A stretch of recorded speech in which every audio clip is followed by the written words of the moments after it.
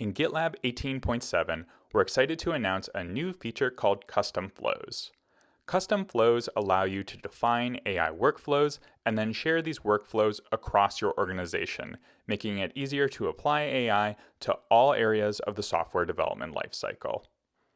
Let's take a look at the flows section of our AI catalog to get a better sense of what a custom flow looks like. I'll head over to the flows section and click on the Issue Due Date Estimator flow. You'll see some basic information like the display name, the description, the version of the flow, and then the visibility and access for the flow.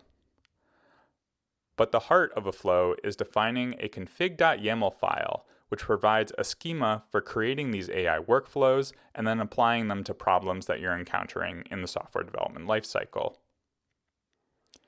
If I ever want to make changes to this flow, all I have to do is head over to the Edit section of the flow in the AI catalog, and then I can go ahead and add more information like editing the prompt, for instance. Then all I need to do to edit and maintain this flow is to click the Save Changes option, and instantly a new version of the flow is available for all users to begin consuming. Flows are enabled within a top-level group within a GitLab instance. To consume this new version of a flow, I can head out to a top-level group and go to the Automate and Flows section, where I'll find that the flow has been enabled for this group. There, I can opt into the new version directly just by clicking a button, and all the projects underneath this group will begin being able to consume this new version.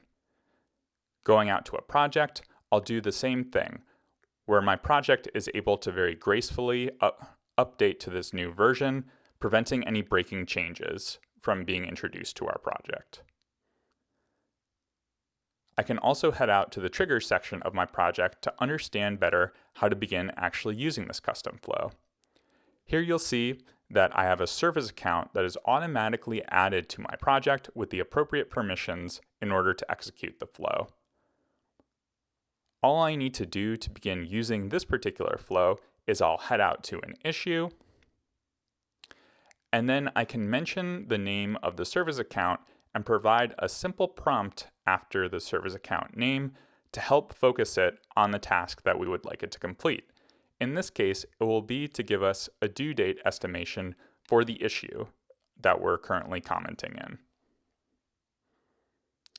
Once I go ahead and click the comment button, the flow will instantly begin running. To see more progress on the flow and to debug any issues that occur with the flow, I can click into a session where I'll get some information on the GitLab runner that is executing this flow. Here I can view the logs of the flow and make sure that everything runs appropriately. Once the job finishes, I'll be able to see the comment within my issue giving a due date estimate. Let's head back to the issue to just verify that we have the information there.